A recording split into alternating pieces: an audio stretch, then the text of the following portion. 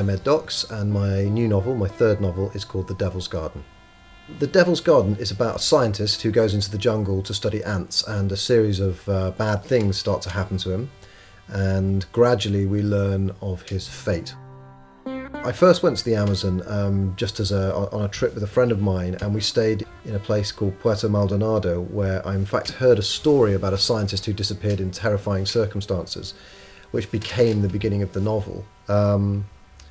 And then from Puerto Maldonado we caught a boat up the river to a science station, which is very similar to the station that I actually use in the novel. And when we got there we found these two really odd German guys who were busy studying ants.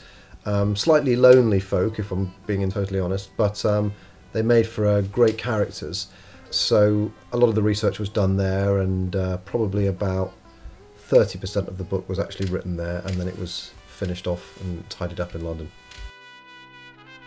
My most enduring memory is in the morning. The light in the forest is very odd. It doesn't there's no sunrise because there's no horizon. So instead the dawn is kind of born in the forest, and the light just gets thinner and thinner, and it turns from a kind of dark black where you can't see anything. It's very, very gradually through to pale blue, and the sort of shapes of the forest begin to come. So I just remember lying in the hammock and sort of suddenly being able to see above the canopy and through to the sky again. With this book, the trick was to try and do what the river does, which is just slowly get deeper and darker and fuller, until at the end, we finally reach Fall's kind of denouement.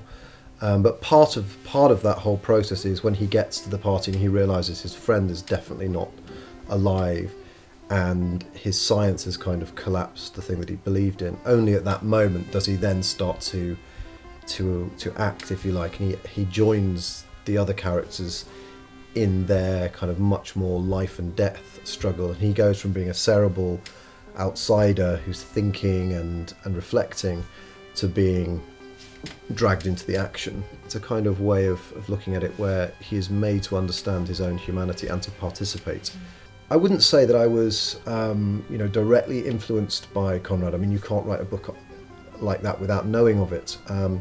But the only time really that Conrad was in my mind when I was actually writing it is there's a scene right in the middle of the novel where my hero, Dr. Fall, goes to a party and he meets a guy called Wilson. And Wilson says there's nothing left in the jungle, there's nothing for you to look for, there's nothing lost here. And what I was trying to get to there is the idea that actually everything's in the character himself, and he must face himself, and there is nothing lost in the jungle. There is no ideal human being that has somehow been preserving our soul.